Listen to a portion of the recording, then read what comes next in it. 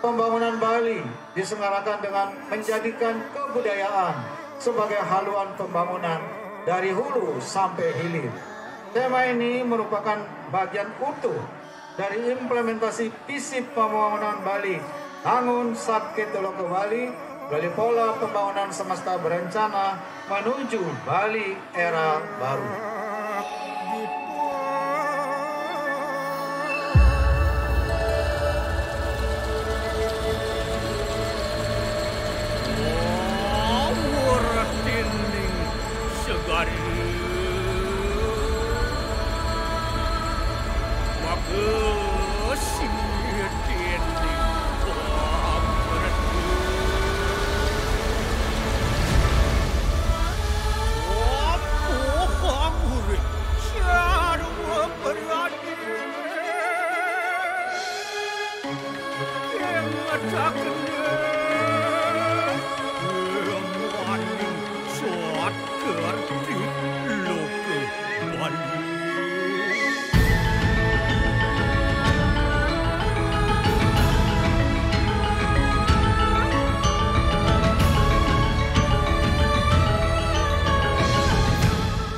Sebagai implementasi visi Nangun Sabkertilo ke Bali, pemerintah Provinsi Bali kembali menyelenggarakan Pesta Kesenian Bali yang ke-45 tahun 2023, mengangkat tema Segara Kerti, Prabaneka Sandi, yang dimaknai Samudra Cipta Peradaban. Pesta Kesenian Bali tahun ini menyajikan 10 materi pokok.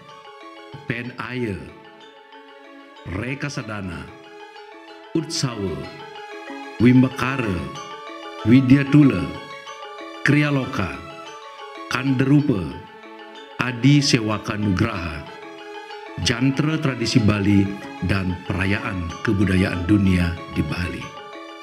Mari saksikan dan ikuti seluruh rangkaian acara Pesta Kesenian Bali ke-45 tahun 2023.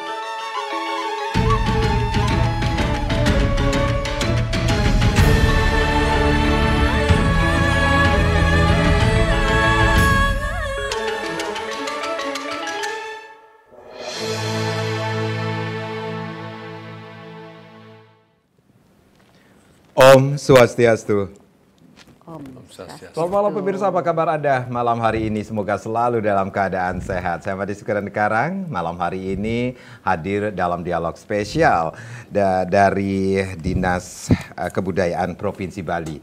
Ya, pemirsa, gelaran festival termegah dan terbesar di Bali kembali dilaksanakan di tahun 2023 ini. Diadakan selama sebulan, Pesta Kesenian Bali menjadi agenda penting bagi wisatawan dan penikmat kesenian di penjuru Bali, bahkan Nusantara. Jajaran Dinas Kebudayaan Provinsi Bali pun sudah melakukan persiapan menyambut perhelatan Pesta Kesenian Bali yang sudah memasuki tahun ke-45. Bagaimana persiapannya dan apakah ada yang baru di Pesta Kesenian Bali tahun ini? Tentunya sudah hadir dua narasumber yang akan kita ajak berbincang-bincang mengenai topik kita, yaitu sosialisasi Pesta Kesenian Bali ke-45 tahun 2023. Ada Ibu Niwayan Sulastriani, beliau adalah Kepala Bidang Kesenian Dinas Kebudayaan Provinsi Bali. Om Swastiastu, Bu Wayan. Swastiastu. Sehat selalu, Bu. Sehat nggih? Sehat. Ini tugas berat lagi nih tahun yang memasuki tahun ke-45 nih, nggih. Pelaksanaan Pesta Kesenian Bali. Seberapa banyak atau bagaimana persiapannya nanti kita akan bahas, Ibu Wayan, nggih. Baik, dan yang pastinya hari ini pun atau malam hari ini pun kita sudah menghadirkan Profesor Dr. Iwayan Dibye SSDMA. Beliau adalah tim kurator Pesta Kesenian Bali ke-45 tahun 2023. Om Swastiastu, Prof. Om Swastiastu. Sehat selalu, Prof. Astungkara. Ini pertemuan kita beberapa kali nih, ya, Prof, ya. Baik, nanti kita akan bahas nih tentang program dan sasaran dari Pesta Kesenian Bali niki sendiri, Prof, ya. Bu Wayan selaku Kepala Bidang Kesenian Dinas Kebudayaan Provinsi Bali niki sendiri. Sejauh ini bagaimana sosialisasi yang telah dilakukan, Bu, untuk Pesta Kesenian tahun yang sudah memasuki tahun ke-45 niki sendiri? Inggih. Rahajeng wengi semeton Bali TV, pemirsa Bali TV dimanapun berada, Om Swastiastu. Sebulan lagi, tepatnya tanggal 18 Juni sampai dengan tanggal 16 Juli 2023 kita akan menyaksikan perhelatan budaya yang menjadi kebanggaan masyarakat Bali yang berskala internasional, yaitu sebagaimana yang disampaikan tadi, Pesta Kesenian Bali 45 tahun 2023. Pesta Kesenian Bali merupakan implementasi visi yang sudah kita ketahui bersama, pembangunan Provinsi Bali Nangun Satkerti Loka Bali. Sekaligus implementasi aktualisasi Peraturan Daerah Provinsi Bali nomor 4 tahun 2020 tentang penguatan dan pemajuan kebudayaan Bali. Sosialisasi tentang PKB 45 tahun 2023 dan persiapan sudah dilaksanakan. Hampir 85%. Hampir 85% di persiapannya sudah rampung dilakukan, ya. Dan rapat-rapat teknis dan rapat koordinasi sudah dilakukan dengan berbagai pihak, termasuk dengan kabupaten kota yang mendukung Pesta Kesenian Bali, pemerintah kabupaten kota yang selalu aktif untuk berkreasi di sini dalam melestarikan seni dan budaya, khususnya kepada sanggar komunitas seni yang tersebar di daerah Bali yang nanti unggul-unggulannya akan ditampilkan pada ajang Pesta Kesenian Bali. Tentunya dalam koridor seni tradisi, klasik, dan seni rakyat. Baik. Tahun ini mengangkat tema Segara Kerti Prabaneka Sandi yang dimaknai Samudra Cipta Peradaban. Nah, ini pemahaman persepsi tentang tema yang diangkat ini seperti apa, Ibu? Pemahaman persepsinya jadi memuliakan laut sebagai sumber kesejahteraan semesta, sebagai lahirnya peradaban. Nah, dari tema inilah yang akan diimplementasikan di dalam garapan-garapan yang akan ditampilkan selama PKB berlangsung. Nah, mulai dari Pedaya, Pawai, Rekad Sedana Pergelaran itu semuanya mengacu kepada tema, ya, diimplementasikan sehingga runut daripada PKB itu sudah bisa kita pastikan nanti akan semuanya mengacu kepada tema PKB. Ya, jadi bisa diceritakan, Bu, bentuk penyelenggaraan PKB tahun 2023 ini sendiri, awalnya Pedaya, kemudian apa saja, Bu? Iya. Tentu diawali dengan pembukaan dan pelepasan Pedaya atau Pawai. Setelah itu ada Reka Sedana Pergelaran, ada Pawimba, ada Wimakarwa Lomba, ada Utsawa Parade, ada Reka Sedana Pergelaran sudah, Kandarupa Pameran, Kriya Loka itu Loka Karya, Widyatula atau Saresehan, penghargaan pengabdi seni yang disebut dengan Adi Sewaka Nugraha juga, sebagaimana yang disampaikan dalam teaser tadi oleh Pak Kadis, dan juga Jantre Tradisi Bali, Pekan Kebudayaan Daerah, termasuk juga perayaan kebudayaan dunia di Bali. Baik, Ibu, ini ada yang beda nggak sih, Bu, di tahun 2023 ini yang memasuki pelaksanaan PKB yang ke-45 dari tahun-tahun sebelumnya? Tentu sekali banyak bedanya. Apa? Di sisi Pawai atau Pedaya ini adalah Pedaya yang tematik. Bagaimana merangkai kabupaten kota yang pesertanya dari kabupaten kota, dan satu dari perguruan tinggi adalah ISI Denpasar yang akan menampilkan garapan Siwanataraja sebagai lambang daripada Pesta Kesenian Bali. Nah, tentu ini dirangkai dari kabupaten satu ke kabupaten lainnya, sudah diberikan tematik yang mengacu kepada tema sentral PKB. Bertematik dia, menceritakan tentang Segara Kerti. Jadi ada hubungannya antara kabupaten kota yang akan tampil berurutan nantinya sehingga mengacu kepada tema tahun ini. Seperti itu, Bu? Tentu, seperti ini berurutannya seperti ini yang sudah diberikan oleh kurator. Tema-tema ini sesuai dengan tema sentral PKB. Segara Kerti Prabanika Sandi. Baik, baik. Saya ke Pak Prof ya. Prof, ini selaku tim kurator PKB ke-45 ini ada yang menarik, ada yang baru lagi nih di tahun setelah PPKM dicabut juga ya, Prof ya. Bisa dikatakan demikian, Prof? Iya, bisa. Om Swastiastu, para pemirsa Bali TV yang saya hormati, dimanapun berada, bergembira sekali. Pada malam ini saya bisa bercerita sedikit menjawab pertanyaan tadi sesuai dengan apa yang telah disampaikan oleh Ibu Kabid, bahwa pada tahun ini dengan tema Segara Kerti, maka sub-sub tema yang digarap oleh masing-masing kabupaten itu semuanya mengacu ke tema sentral ini. Ini artinya para penggarap itu mencari ide-ide yang berkaitan dengan kehidupan laut, bagaimana memuliakan laut, aktivitas apa yang terjadi di laut, baik laut sebagai benda maupun laut sebagai sebuah konsep budaya. Kalau laut benda itu kan air sudah jelas, tapi kalau konsep budaya itu kan ada melasti di sana, ada Nyegara Gunung, lalu ada Nganyut dan lain sebagainya. Jadi hal-hal itulah semuanya itu dirangkum menjadi satu garapan di dalam pelaksanaan PKP sekarang ini. Nah, satu hal yang saya ingin sampaikan yang baru ini adalah umpamanya bahwa sajian drama gong kita sekarang tidak lagi menggunakan cerita Panji, tapi kita... Maksudnya apa, Prof? Kalau biasanya kan pakai cerita Panji mereka. Sekarang ini kita mencoba menampilkan drama gong dengan lakon sastra Bali modern. Seperti Sukreni Gadis Bali, Swasta Setahun di Bedahulu, lalu Ketemu Reng Dapak Sireng, lalu Kidung Pengalu dan lain sebagainya. Yang maksudnya adalah supaya karya-karya dari para sastrawan kita itu tidak berhenti hanya di rak buku, tetapi bisa dinaikkan ke atas panggung. Sekaligus ini menjadi tantangan bagi para pemain-pemain drama gong ini.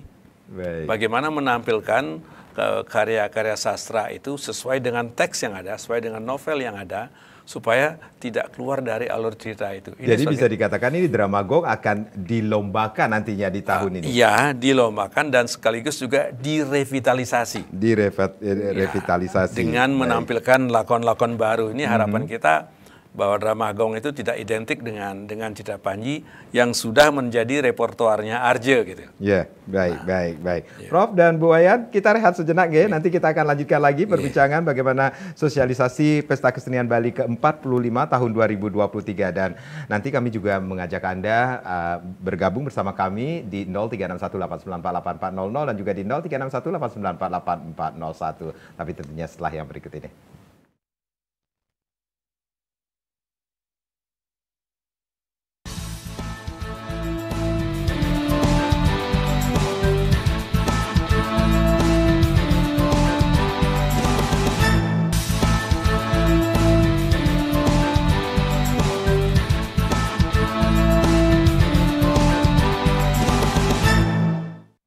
Baik, terima kasih Anda yang baru saja bergabung bersama kami dalam dialog khusus bersama Dinas Kebudayaan Provinsi Bali, sosialisasi Pesta Kesenian Bali ke-45 tahun 2023 masih menjadi topik kita pada malam hari ini. Saya ke Prof dulu, Prof, selaku tim kurator Pesta Kesenian Bali ke-45 tahun ini atau tahun 2023. Ada yang menarik sekali adalah pawai yang tematik seperti yang disampaikan oleh Ibu Kabid ini sendiri. Seperti apa nantinya realisasinya di lapangan, Prof? Begini. Kalau pawai yang sekarang, tadi kan sudah dijelaskan, hanya ada 10 kontingen. Nah, jadi 10 kontingen, lalu masing-masing kabupaten itu tidak diberikan waktu untuk display, tapi mereka pawai berjalan saja. Tidak ada display yang sifatnya statis di depan panggung kehormatan. Nah, sehingga dengan begitu kita berharap dalam 2 jam pawai ini sudah selesai. Nah, lalu yang menarik itu adalah bahwa tema Segara Kerti ini itu kita sesuaikan dengan kondisi-kondisi yang di masing-masing kabupaten. Umpama saja Denpasar, Segara Wisata. Jadi kita berikan ruang kepada para penggarap pawai di Denpasar itu untuk menampilkan kisah Segara Wisata itu. Ya, lalu seperti di Buleleng pamannya Segara Baniaga. Jadi perniagaan lewat laut itu.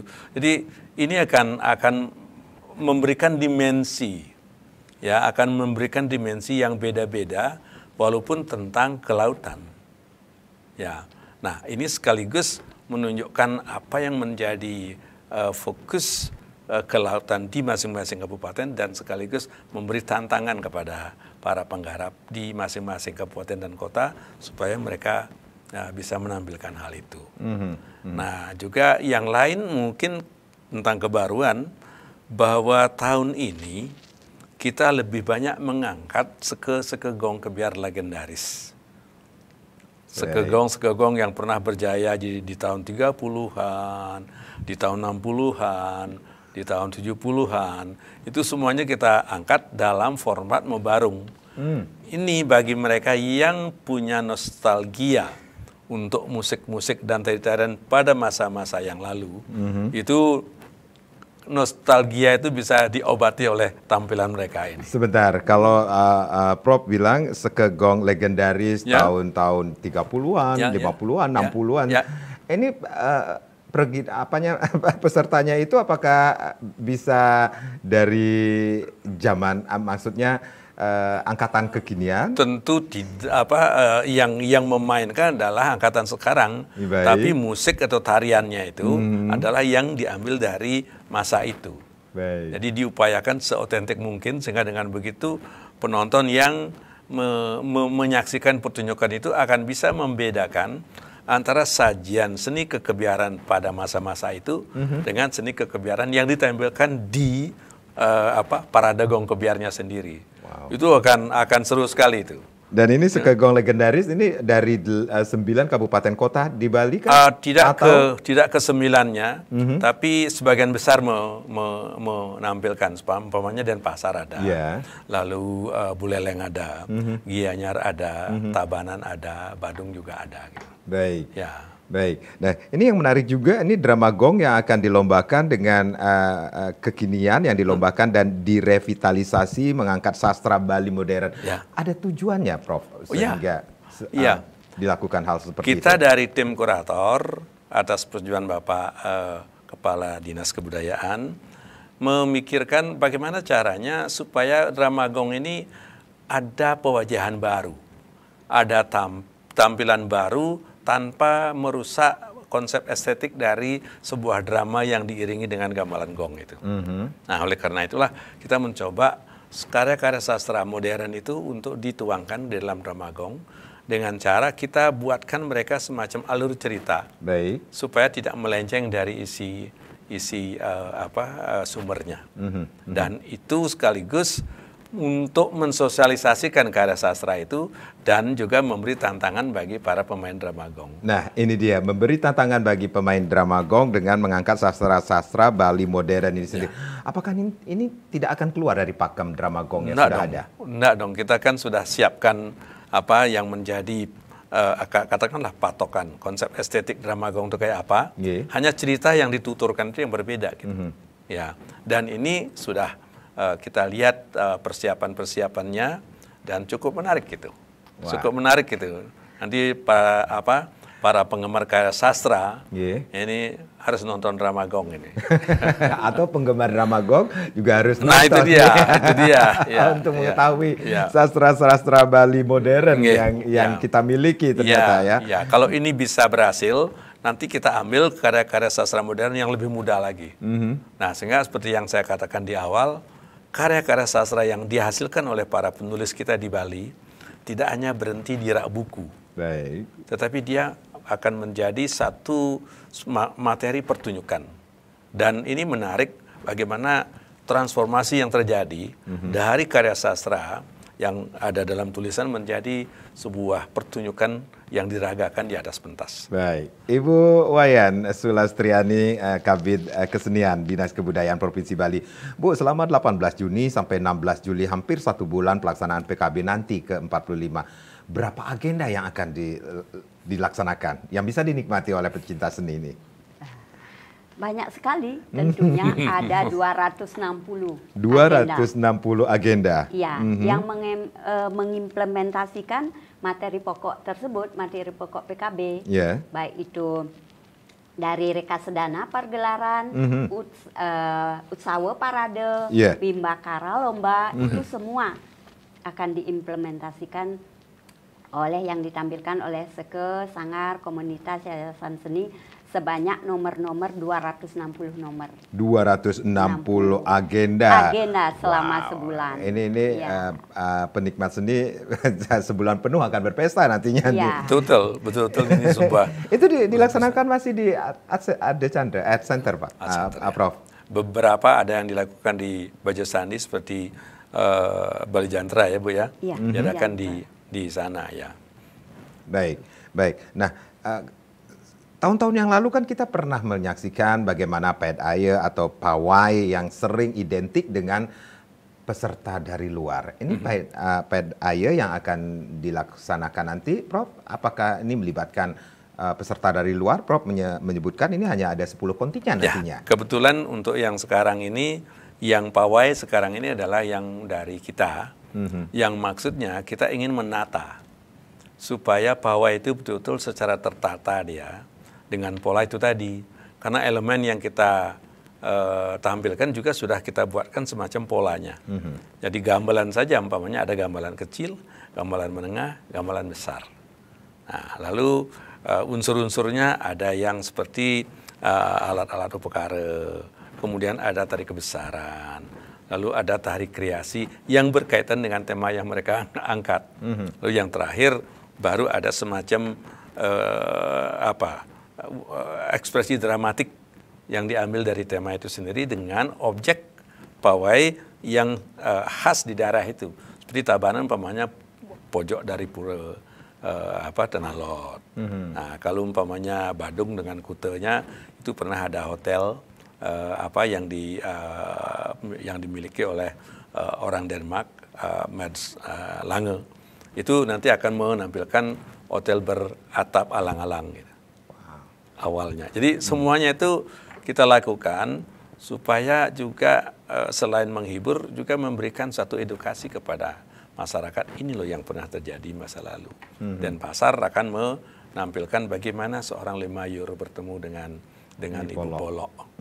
Nah, itu semuanya menjadi semacam atraksi di dalam pawai kita itu nanti. Ya, baik. Ya. Pawai itu akan dilaksanakan di mana, Prof? Di depan Monumen Perjuangan Rakyat Bali seperti biasa. Bajo Sandi. Ya. Itu memang tempatnya itu yang paling enak karena penonton bisa menyebar di sepanjang jalan itu. Dan dari sudut manapun itu bagus dilihat tentunya ya. Betul, ya. Baik.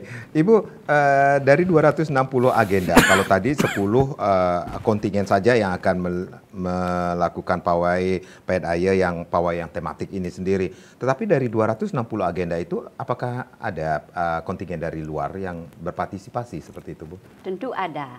Sebagaimana tahun-tahun sebelumnya, yang tahun ini ada 14 provinsi yang berpartisipasi, tentu diwakili oleh sanggar-sanggar komunitas seni yang akan tampil membawakan tentu tarian tradisi. Tidak boleh ada tari kontemporer, kreasi, karena sudah ada ruangnya di Festival Seni Bali Jani. Akan membawakan baik itu seni tradisi, klasik, ataupun seni rakyat yang ada di daerah masing-masing. Baik, bisa disebutkan beberapa provinsi yang akan tampil dari 14 provinsi itu, Bu? Salah satunya dari Jogja yang paling banyak, dari komunitas seni, dari perguruan tinggi, juga ada dari Kalimantan, dari Penajam Pasar Utara itu, seperti itu dari Betawi, Jawa Barat juga, macam itu. Jadi dengan adanya partisipan dari luar daerah tentu mewarnai daripada pesta kesenian Bali kita. Baik. Ya, agar semakin berkualitas dan maju. Baik, kalau dari partisipan luar negeri adakah yang ikut berpartisipasi nanti, Bu? Ada 9 partisipan. Ya, 9 partisipan itu ada dari Jepang, itu ada dari Australia, ada dari Malaysia, ada dari Thailand. Itu Thailand aja 2. India. Ada dari India juga. Ada dari Brussels ya, berkolaborasi dengan Duo Made yang kayak begitu. Terus ada dari Cina ada 2. Baik. Ada dari Guangxi dan dari Provinsi Hainan. Baik Prof, ini bocoran dikit dong Prof tentang penampilan dari partisipan dari luar negeri itu sendiri, apakah mereka juga akan membawakan tari-tarian tradisionalkah atau apa yang akan ditampilkan? Iya, tradisional, tapi tetap yang kita minta itu ada kaitannya dengan tema sentral kita. Gimana mereka menampilkan umpamanya budaya laut di masing-masing wilayah mereka. Karena sejak awal ketika kita menyampaikan berita ini kepada mereka, itulah yang kita sampaikan.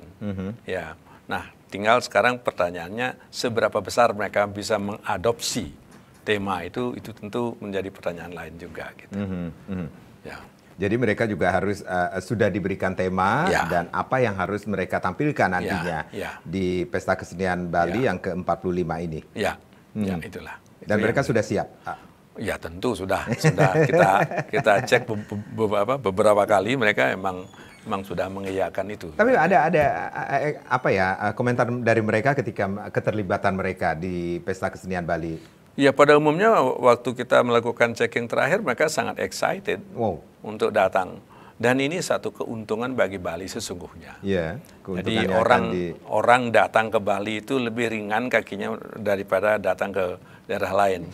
Tinggal kita sekarang menyiapkan ruangnya agar mereka bisa tampil, dan yang lebih penting lagi agar mereka bisa tampil menampilkan karya terbaik mereka. Gitu. Baik. Ibu Wayan dan Prof, kita rehat kembali. Nanti kita akan lanjutkan lagi sosialisasi Pesta Kesenian Bali ke-45 tahun 2023. Tapi tentunya setelah yang berikut ini.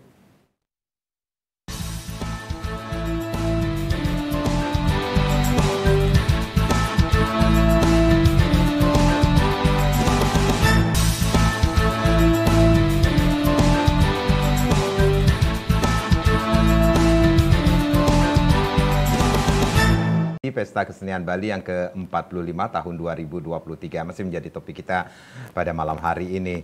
Prof, kalau tadi disinggung tentang tema tahun ini yaitu Segara Kerti Prabhaneka Sandi yang dimaknai Samudra Cipta Peradaban.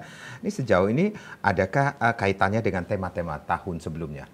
Ya, ini kan kalau kita melihat kepada tema pada visi pembangunan Bali itu kan Nangun Sat Kerti itu, ini salah satu kerti yang dari 6 itu. Jadi memang itu satu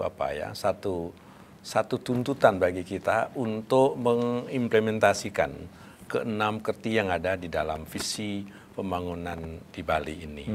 Tidak hanya untuk manusia tapi juga untuk air, laut, hutan dan lain sebagainya. Jadi ini satu hal yang semuanya itu terkait dengan dinamika pembangunan yang dilaksanakan oleh Bapak Gubernur kita gitu. Jadi ada keterkaitannya dengan tema-tema sebelumnya, Pesta Kesenian Bali tahun-tahun sebelumnya. Seperti itu. Dan sekaligus juga kita ingin menjadikan kesenian itu sebagai satu wahana untuk menyampaikan apa yang memang diinginkan oleh visi pembangunan ini. Dan ini satu media yang sangat ampuh juga. Jadi tidak selalu menceramahi tapi dipertunjukkan, sehingga dengan begitu sentuhannya menjadi sentuhan rasa. Jadi visi ini akan bisa dirasakan, diimajinasikan oleh para seniman dan juga para penonton. Ini yang kita lakukan di dalam PKB sekarang ini dengan visi pembangunan Bapak Gubernur seperti itu. Baik, Ibu, 260 agenda, kemudian ada 14 provinsi yang akan berpartisipasi dan 9 peserta partisipan dari luar negeri nantinya. Kemudian berapa seniman yang akan terlibat nantinya Bu di tahun 2023 ini sendiri? Apakah bertambah dari tahun sebelumnya? Dari tahun yang lalu. Sekarang hampir 19.000. 19.000 perginel, seniman ya. Selama sebulan. Baik. Jadi itu yang tersebar di seniman-seniman kita yang berada di seluruh pelosok Pulau Bali. Baik. Ya, berpartisipasi. Ya. Baik yang didukung oleh pendanaan kabupaten kota maupun dari provinsi. Gitu. Baik, itu luar biasa sekali, hampir 19.000 seniman yang akan berpartisipasi nantinya. Belum lagi ini, apakah itu termasuk juga seniman dari provinsi lain atau luar negeri, Bu? Iya, sudah. Sudah termasuk di situ. Ya. Baik, Prof. Ini yang bisa dikatakan ini hampir selama COVID itu kan para seniman kita itu, aduh ini kangen, rindu panggung kayaknya, kangen panggung kayaknya. Ini tahun 2023, walaupun 2022 yang lalu pun sempat luring maupun daring seperti itu ya Prof ya. Hari ini tahun ini akan 19.000 seniman akan berpartisipasi di Pesta Kesenian Bali. Ya, baik. Sebenarnya bagaimana perkembangan seni Bali selama ini, Prof? Kalau berbicara tentang perkembangan kesenian Bali, dilihat dari dampak Pesta Kesenian Bali itu sendiri, saya kadang-kadang geleng-geleng kepala. Geleng-geleng kepala maksudnya apa, Prof? Geleng-geleng kepala heran dengan bagaimana kegairahan anak-anak kita. Ya. Coba bayangkan. Sekarang ini yang namanya anak-anak SD, SMP, SMA, itu mereka berlomba-lomba untuk mempelajari kesenian masing-masing. Contoh yang paling real itu umpamanya main gender sekarang. Pemain-pemain gender sekarang di seluruh Bali itu tidak saja anak laki-laki, anak wanita itu kalau bukan dampak dari PKB itu lalu apa? Itu pasti dampak dari PKB, karena apa? PKB ini memberikan ruang untuk tampil kesenian itu, lalu yang tampil itu diberikan rasa kebanggaan untuk bisa tampil di depan para pejabat, di depan para tamu-tamu terhormat. Orang tuanya akhirnya memotivasi anak-anak mereka untuk ikut berpartisipasi dalam acara-acara PKB itu. Nah, dengan adanya semangat itu, sekarang kita melihat yang namanya tukang kendang, tukang gender, pergino, anak-anak itu mekacakan dan kualitasnya bagus-bagus. Apalagi kalau kita melihat umpamanya kepada lomba-lomba tari, lomba karawitan, itu jelas sekali perkembangan dari animo anak-anak muda kita yang dirangsang oleh Pesta Kesenian Bali. Jadi bisa dikatakan ini perkembangan kesenian Bali tidak surut ya, Prof, ya? Jauh dari surut. Jauh dari surut itu. Coba lihat sekarang pelaku-pelaku Belaganjur itu. Nah, ada yang tua-tua. Iya. Semuanya anak muda itu. Ya, apalagi yang di label skegong anak-anak. Ya, itu memang anak-anak yang baru bisa berdiri aja udah sepertinya mau main gamelan. Nah, ini kalau ngomongin tentang skegong, gong kebiar masih menjadi salah satu primadona. Ya. Nanti akan mebarung juga, Prof? Yang skegong legendaris itu akan dibarungkan. Sedangkan yang skegong remaja, wanita dan anak-anak itu diparadekan dalam satu bingkai garapan kabupaten. Diparadekan, tetapi di dalam satu wilayah kabupaten. Jadi tidak lagi lintas kabupaten. Tidak lagi lintas. Kalau tahun-tahun lalu agak deg-degan kalau nonton itu yang terjadi. Itu perubahan-perubahan primadona ya. Jadi begitu, misalnya Kabupaten Badung atau Kota Denpasar lah katakan. Jadi mereka akan tampil Kota Denpasar, baik itu remaja, wanita, anak-anak. Ya, dan garapan mereka ada yang berdiri sendiri, ada yang dipadukan. Jadi antara anak-anak, wanita dan remaja itu memainkan satu repertoar bersama-sama dengan memainkan tabuh yang secara bergantian gitu.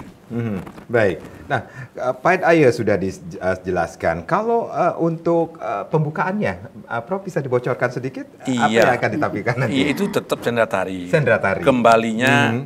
Kita kembali menekankan kepada sendra tari, karena sendra tari selama ini polanya itu sudah semakin tidak jelas. Maka untuk pembukaan ini kita murni minta supaya yang ditampilkan itu adalah seni tari. Baik, tema yang akan diangkat? Tetap yang ada kaitannya dengan persoalan laut, tetapi sekarang ini tema yang diangkat itu adalah tema tentang sesunan kita di Nusa Penida. Dan mitologi itu yang kita angkat. Baik. Karena itu jelas itu berkaitan dengan segara gitu ya.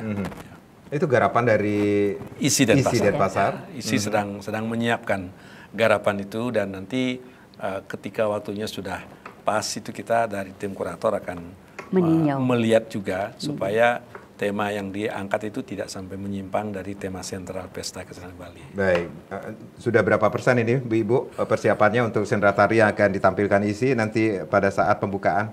Iya. Kita percayakan sama mereka, itu kan sudah wilayah mereka itu, jadi sudah profesionalnya. Sudah profesional. Ya, tapi saya ingin menyinggung sedikit bahwa ini memang pestanya para seniman ya. Iya. Ya, maka enggak pas kalau kita tidak menyinggung bagaimana kita menghargai senimannya. Nah, itu dia. Itu kan juga ada penghargaan Adi Sewaka Nugraha. Ya, Prof. Ya. Bisa diceritakan, Prof? Ya, ini kan merupakan pengembangan dari penampilan seniman tua yang dirintis sejak zaman Gubernur Oke dulu, lalu dilanjutkan kepada gubernur-gubernur berikutnya. Pada zamannya Pak Gubernur Koster sekarang itu dinamakan Adi Sewaka Nugraha. Nah, polanya sama, tetapi proses penilaiannya itu sangat-sangat selektif. Karena maksud dari pemberian penghargaan ini adalah untuk menghadirkan seniman-seniman panutan yang memiliki pengabdian yang patut diteladani oleh seniman-seniman muda. Ya. Dan oleh karena itu prosesnya itu menyangkut pengajuan proposal atau pengajuan portofolio, kemudian kita melakukan verifikasi ke lapangan. Jadi tidak hanya berdasarkan pada apa yang kita baca, tapi apa yang kita lihat di lapangan. Sejak kapan verifikasi itu dilakukan, Prof? Sudah sejak tanggal 3 yang lalu. Ya, kita mulai dari Jembrana, lalu ke Buleleng, lalu ke Karangasem, dan tadi kita di 2 tempat, Denpasar dan Gianyar. Jadi verifikasi itu kita sekaligus ngecek keberadaan dari seniman itu di lingkungannya. Apakah lingkungannya, apakah itu Banjar, apakah itu desa, baik desa dinas maupun desa adat, itu merasakan dampak dari kehadiran seniman itu. Kalau kita tidak memastikan itu, bisa jadi yang kita pilih itu seniman yang hanya mengungkung dirinya di dalam rumahnya sendiri, dia berkreasi tapi tidak ada yang tahu. Nah, sehingga kalau begitu, apa yang dimaksudkan sebagai penghargaan seni untuk memajukan kesenian itu akan tidak berhasil, karena dia akan lebih bersifat pembinaan dalam dirinya sendiri. Tapi Astungkara, apa yang kita verifikasi itu hampir semuanya dibuktikan oleh para pemuka desanya, bahwa mereka bersyukur sekali punya seniman seperti ini, seperti itu. Dan dengan demikian maka kita merasa bahwa memang pantas orang ini diberikan penghargaan. Baik, ini penghargaan Adi Sewaka Nugraha yang akan diberikan nantinya di Pesta Kesenian Bali yang ke-45 ini sendiri. Betul. Sebenarnya berapa orang yang akan memperoleh Adi Sewaka Nugraha ini sendiri, Prof? Kalau yang akan diberikan itu ada 10. 10. Tapi yang melamar 17, apa yang diusulkan oleh instansi komunitas itu ada 17. Lalu sekarang setelah kita lihat portfolionya, itu ada 11 yang diloloskan, tapi nanti yang akan diberikan cuma 10. Nah, inilah jadi kompetisi itu berjenjang dia. Ya, yang maksudnya itu supaya benar-benar yang mendapat penghargaan itu adalah seniman yang memang pengabdiannya diakui, bukan saja oleh kelompoknya, tapi oleh masyarakat luas. Sehingga dengan begitu kita berharap dia tidak akan pernah berhenti melakukan inovasi-inovasi tertentu, ekspresi-ekspresi seni tertentu di masyarakatnya sendiri. Jadi verifikasi itu dilakukan di 9 kabupaten kota kah atau memang hanya beberapa kota kabupaten saja? Berdasarkan yang mengusulkan itu. Berdasarkan yang selama ini dari 9 kabupaten kota kah? Iya, belum ada yang tidak mengusulkan karena bagi mereka belum ada yang dianggap layak. Gitu. Baik. Ya. Berarti bisa saja satu kabupaten ada 2 nominasi yang akan. Ya, ada 2, ada 3 bahkan. Gitu ya. Itu tergantung dari pengusulan dan juga setelah kita cek portofolionya sesuai dengan persyaratan yang ada, itu yang dianggap memadai. Baik, dari 11 nominasi akan diberikan 10 apresiasi. Ya. Baik, nantinya akan diberikan apresiasi dari pemerintah. Selain apresiasi juga diberikan sertifikat dan ada nominalnya juga. Nominalnya juga. Ibu, ini tujuan dari pemberian apresiasi terhadap para penerima Adi Sewaka Nugraha itu seperti apa, Bu? Ya, tujuannya adalah untuk agar memberikan tetap eksis untuk melestarikan seni budaya Bali yang akan menjadi panutan daripada seniman-seniman Buddha. Seperti apa yang disampaikan oleh Pak Prof tadi. Seperti itu. Usia-usia beliau yang akan mendapatkan penghargaan nanti? Nah, ada batasannya. Ada batasannya, Prof? Ada batasannya, paling rendah 50. Ya, itu artinya mereka yang sudah melakukan pengabdian cukup lama. Jadi 50 tahun yang paling kecil. Baik. Ya. Ada petunjuk teknisnya yang harus dipenuhi seperti itu. Yang paling lingsir berapa tahun sih, Prof? Ada yang ada sekarang ini ada yang 70 tahun. Ya. Tahun lalu ada yang sampai 80. Jadi beliau-beliau ini yang akan mendapatkan penghargaan Adi Sewaka Nugraha sudah mengetahui beliau akan mendapatkan. Iya, sudah kita kunjungi. Ya, baik. Tetapi kita katakan bahwa kunjungan kita itu belum jaminan. Iya, sebagai calon aja dulu. Sebagai calon saja. Tetapi ketika menonton ini, wah ini saya akan datang ke Art Center nanti. Baik, Prof dan Bu, kita rehat kembali. Nanti kita akan lanjutkan lagi dialog ini. Kami akan kembali saat lagi.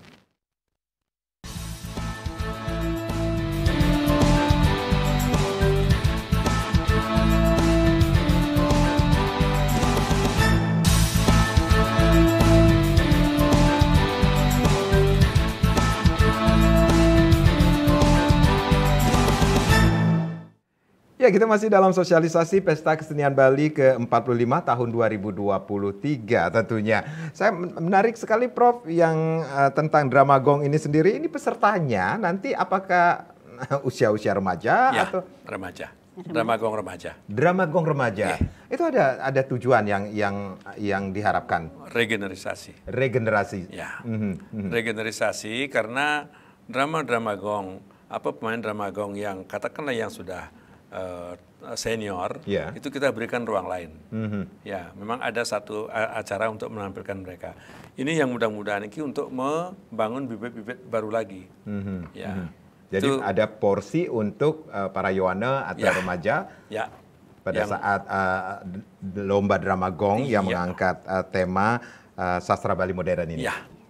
Jadi lakonnya itu kita ambil dari sastra Bali modern dan pemainnya juga para remaja. Ini sekaligus untuk mengakrabkan mereka juga dengan karya-karya sastra modern itu. Baik, baik. Ibu, selama pelaksanaan Pesta Kesenian Bali nantinya, kita juga tahu ini ada event juga kita mengetahui ada pameran Bali Bangkit yang dilaksanakan Dekranasda Provinsi Bali. Ini apakah akan dikolaborasikan nantinya pada saat Pesta Kesenian Bali, Bu?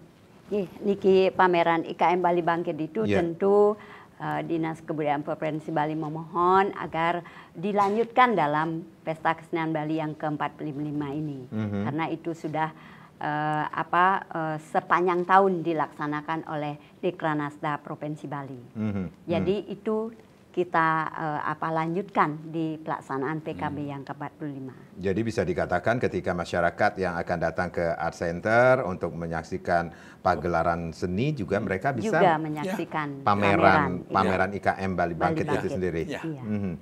Dan kira ini satu hal yang sangat menguntungkan bagi para peserta pameran karena selama sebulan ini mereka akan mendapat kunjungan yang jauh lebih banyak dari hari-hari biasa. Dan ini akan juga memberikan keuntungan bagi peserta. Karena yang datang tidak saja bisa menonton, tapi juga bisa menikmati pameran IKM ini. Ya. Baik, Prof, selaku kurator dari Pesta Kesenian Bali ke-45 tahun 2023 ini sendiri, kemudian momentum apa yang bisa diambil dalam pelaksanaan PKB tahun ini, Pak? Ya, momentum yang kita ambil sekarang ini adalah menjawab kegelisahan anak-anak muda itu setelah pandemi. Mereka itu seperti kehilangan ruang. Nah, sekarang inilah kita buka ruangnya untuk lebih banyak menampilkan karya-karya mereka, dan inilah yang menjadi satu kegembiraan kita bahwa akhirnya kita bisa membuka ruang untuk mereka berkreasi, menunjukkan jati diri mereka, dan sekaligus juga membangun kebanggaan mereka terhadap seni budaya Bali. Nah, kalau ini sudah bisa kita jalankan, saya pribadi selaku anggota tim kurator sangat yakin bahwa anak-anak muda kita itu akan tetap dia berkembang sesuai dengan dinamika kebudayaan kita. Ya, Prof, selain Pesta Kesenian Bali, ada agenda lainnya juga yang dimasukkan ke Pesta Kesenian Bali tahun ini, Prof? Iya, itu kan tadi udah disebutkan ada World Culture Celebration. World Culture? Ya, World Culture Celebration itu perayaan budaya dunia. Itu dengan mengundang partisipan dari luar negeri dan juga Bali Jandra. Itu semacam demonstrasi permainan rakyat itu. Ya, yang belakangan ini permainan rakyat itu semakin memudar karena banyak yang sudah hilang dan tidak dikenal oleh anak-anak muda. Karena itu ini dijadikan momentum untuk membangkitkan, merevitalisasi permainan tradisional itu lagi. Itu termasuk juga dari 260 agenda yang akan dilaksanakan nanti? Ya, itulah yang menghasilkan angka 260 itu. Baik, itu pelaksanaannya juga di beberapa tempat atau memang fokus di satu tempat? Ya, tentu yang namanya permainan rakyat tradisional ini dilakukan di Monumen Baja Sandi, ya. Sedangkan yang lain-lain lebih banyak di Taman Budaya. Baik, baik. Ibu selaku Kepala Bidang Kesenian Dinas Kebudayaan Provinsi Bali, ini 85% persiapan sudah siap sekali untuk para seniman kita, hampir 19.000 seniman yang akan tampil nantinya. Harapan Ibu di tahun 2023 ini yang sudah memasuki ke 45 tahun ini pelaksanaan Pesta Kesenian Bali seperti apa, Bu? Ya, tentunya kita memberikan ruang-ruang kreatif kepada generasi muda kita, kepada Keramo Bali yang nanti akan sebagai penerus untuk kelangsungan daripada seni budaya kita di Bali ini. Dan kalau kita tidak berikan ruang, dia tidak akan bisa berkreasi. Tentunya pemerintah Provinsi Bali memberikan ruang melalui Pesta Kesenian Bali yang ke-45 sehingga generasi muda kita, masyarakat Bali kita tetap bisa melaksanakan apresiasi budaya dan tentunya di dalam meningkatkan pelaksanaan PKB yang berkualitas dan maju. Baik, baik, baik. Yang pastinya pada tanggal 18 Juni sampai 16 Juli 2023 jangan lupa untuk datang menyaksikan Pesta Kesenian Bali yang ke-45 tahun 2023. Jangan lupa berpesta dengan karya seni. Betul sekali, karena banyak yang baru di Pesta Kesenian Bali tahun ini. Prof, Ibu, terima kasih sudah sharing sosialisasi ini. Mudah-mudahan ini masyarakat berduyun-duyun nantinya untuk berpesta dalam hal kesenian tentunya. Saya Madi Sekarang, terima kasih. Sampai jumpa. Om Santi, Santi, Santi, Om.